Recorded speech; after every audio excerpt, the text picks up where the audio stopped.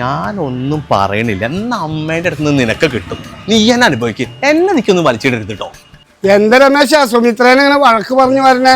ഒന്നും പറയണ്ട കൊച്ചുണ്ണിയേട്ടാ. ഈ സുമിത്ര അമ്മേനെ വിളിച്ചിട്ട് ഭക്ഷണം ഉച്ചയ്ക്ക് ഉണ്ടാക്കി വെക്കാൻ പറഞ്ഞു. എന്നിട്ട് ആ നടക്കുന്ന എന്റെ ബിരിയാണി കഴിക്കണം പറഞ്ഞു ഹോട്ടലിൽ കയറ്റി. ഇനി അമ്മ വീട്ടിൽ ചെന്നാൽ പ്രശ്നം ഉണ്ടാക്കില്ലേ? ഇത് പ്രശ്നമാവും. നിങ്ങൾ അവരെ കൊണ്ട് ഭക്ഷണം ഉണ്ടാക്കിയിട്ട് പുറത്ത് കഴിച്ചാ അമ്മായിനും മരളും കൂടി അടിക്കാവും. അത് ഉറപ്പാ. അമ്മേനോട് ഭക്ഷണം ഉണ്ടാക്കാൻ പറഞ്ഞ ഞാനാ. പക്ഷെ എനിക്ക് വരണ വഴിക്ക് ബിരിയാണി കഴിക്കാൻ തോന്നി, ഞാൻ കഴിച്ചു. അതിലിപ്പോ എന്താ തെറ്റുള്ളേ? അതിന് തെറ്റൊന്നുമില്ല.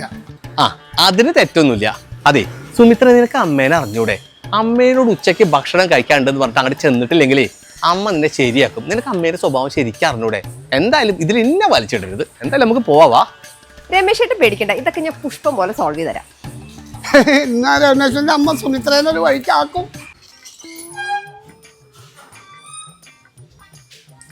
അമ്മേ, അമ്മ ഊണ് കഴിച്ചോ?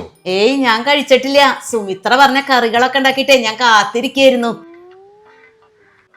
എന്നാ അമ്മ കേട്ടോ, ഞങ്ങള് ബിരിയാണി കഴിച്ചിട്ടാ വരുന്നേ. അപ്പൊ സുമിത്രയല്ലേ എന്നെ കൊണ്ട് ഭക്ഷണം ഉണ്ടാക്കിച്ചത്? ഒന്നും പറയണ്ട എന്റെ അമ്മേ, ഒക്കെ രമേശേട്ടൻ കാരനാണ്. എനിക്കറിയായിരുന്നു അമ്മയുടെ പുളിശ്ശേരി എരിശ്ശേരി ഒക്കെ ഉണ്ടാക്കി വെച്ചിട്ടുണ്ടാവുന്നു. ഒക്കെ നിങ്ങൾ കാരണ. നിങ്ങളൊരു ബിരിയാണി കുതി. ആ സുരഭി ഹോട്ടലിന്റെ അവിടെ എത്തണ വരെ രമേശേട്ടന് ഒരു കുഴപ്പമുണ്ടായിരുന്നില്ല. അവിടുന്ന് ആ ബിരിയാണിയുടെ മണം വന്നപ്പോ രമേശേട്ടന്റെ സ്വഭാവം മാറി. ഞാനിവിടെ ഓരോന്ന് കഷ്ടപ്പെട്ട് ഉണ്ടാക്കിയിട്ട്. അല്ലമ്മേ, എന്തല്ല, നിങ്ങൾ നിർബന്ധിച്ചിട്ടല്ല എന്നെ ഹോട്ടലിൽ കൊണ്ട് കയറ്റിയത്. ഇവിടെ നിന്ന് കഴിച്ചാൽ മതിയായിരുന്നു.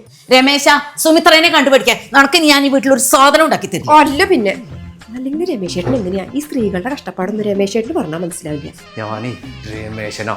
സുമിത്രക്ക് ഇതിനുള്ള പണി ഞാൻ കൂട്ടാം.